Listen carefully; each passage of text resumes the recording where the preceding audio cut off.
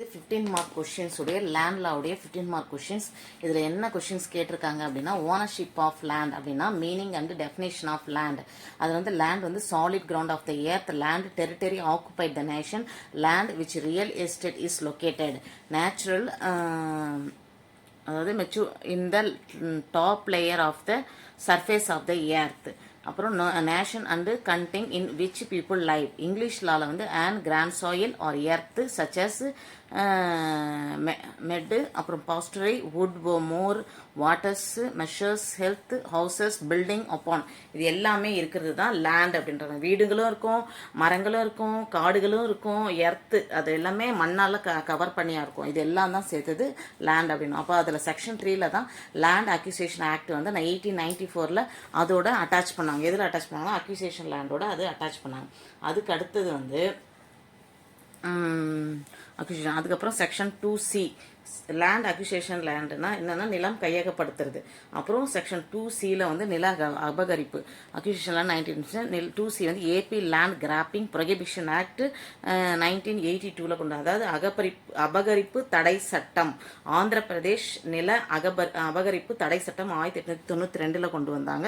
இது வந்து நிலத்தை வந்து அங்கே யார் அதிகமாக வச்சுருக்காங்களோ அதிகமாக உள்ள நிலத்தை வந்து எடுத்து நல்ல, அதாவது இதில் இருந்து எழும் நன்மைகள், கட்டிடங்கள் மற்றும் கட்டமைப்புகள் மற்றும் பூமியுடன் இணைக்கப்பட்டுள்ளது அல்லது நிரந்தரமாக பூமியுடன் இணைக்கப்பட்டிருக்கும் பிற பொருட்களை உள்ளடக்கியது. இதுதான் ஓவர்லேண்ட். இதுதான் வந்து கிராப்பிங். அதாவது எது நிலத்தோடு சேர்ந்துருக்கோ அது கிடையாது, காலியாக இருக்கிற நிலத்தை மட்டும் தான் கொடுப்பாங்க. ஸோ இது வந்து ஆந்திர பிரதேஷ் லேண்ட் கிராப்பிங் புரொஹிபிஷன் சட்டம், நில அபகரிப்புக்கிறது தடை சட்டம் அப்படின்றாங்க. அதுக்கு அடுத்தது 2J Andhra Pradesh land reform ceiling on agricultural holding act 1973. இது எந்த பர்பஸ்க்காகனா அக்ரிகல்ச்சரல் அப்புறம் ஆன்சிலரி அதுக்காக ஹார்டிகல்ச்சர் அதுக்காக கொடுத்துருக்காங்க. அதாவது இது என்னென்னா ஆந்திர பிரதேஷ் நில சீர்திருத்தங்கள் விவசாயம் மீதான உச்சவரம்பு சட்டம். இதுதான் வந்து விவசாயம் மீதான உச்சவரம்பு சட்டம் ஆக்ட் வந்து 1973. இது எதுக்கு யூஸ் ஆகுதுன்னா, நமது விவசாய நோக்கங்களுக்காக அல்லது தோட்டக்கலை, வனநிலம், மேய்ச்சல் நிலம், தோட்டம் மற்றும் மேற்பகுதி உள்ளிட்ட அதன் துணை நோக்கங்களுக்காக பயன்படுத்தப்படும் அல்லது பயன்படுத்தக்கூடிய நிலமாகும் மற்றும் இந்த சட்டத்தின் கீழ் விவசாய நிலமாக கருதப்படும் நிலமும் அடங்கும் அப்படின்றாங்க. அதுக்கு அடுத்து இருக்கிறது வந்து the transfer of property. Transfer of Property Act வந்து 1882 does not clear and comprehensive definition of immovable property. Section 3 1882 Transfer of Property Act அப்படின்றாங்க. அதாவது சொத்து பரிமாற்று சட்டம் 1882 வந்து ஸ்டார்ட் பண்ணிட்டாங்க. இது அசையா சொத்து பற்றிய தெளிவான மற்றும் விரிவான வரையறைகளை கொண்டிருக்கவில்லை.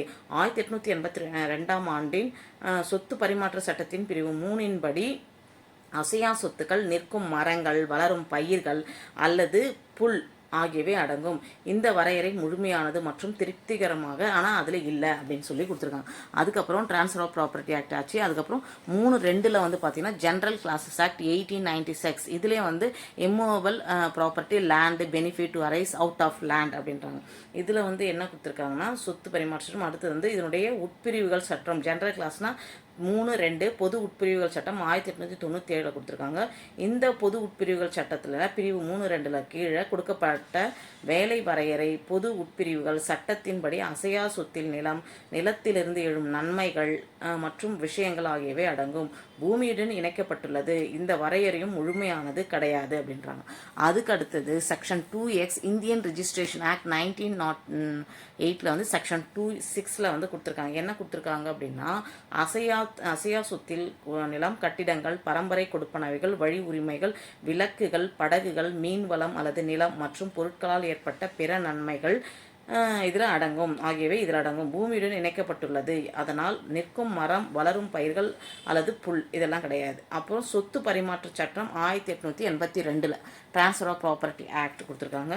இது வந்து என்னென்னா this rooted to the earth, அதாவது பூமியோட கனெக்டாக இருக்கும். திஸ் இம்பிடென்ட் டு த இந்த எர்த் அப்படின்னா பூமி உள்ளே வந்து பொதிந்திருக்கும். எதுனா இந்த வால்ஸ், பில்டிங் எல்லாம் உள்ளே இருக்குல்ல அது பூமியுடன். அதுக்கப்புறம் என்ன things attach to the earth அப்படின்னாங்க. அதாவது பூமியுடன் இணைந்த விஷயங்கள். இப்போ கூரை சுவரெல்லாம், சீலிங் ஃபேன் இதெல்லாம் வந்து அதோட இணைஞ்சிருக்குல்ல அது. This attach to the permanently Windows, door எல்லாமே ஒரு வீடு கட்டினீங்கன்னா அதோட இணைஞ்சிருக்கும் அப்படின்றாங்க. இதுதான் வந்து ஓனர்ஷிப் ஆஃப் லேண்டுன்னு கேட்டாங்கன்னா நீங்கள் இதுதான் எழுதணும். நெக்ஸ்ட் போகலாம்.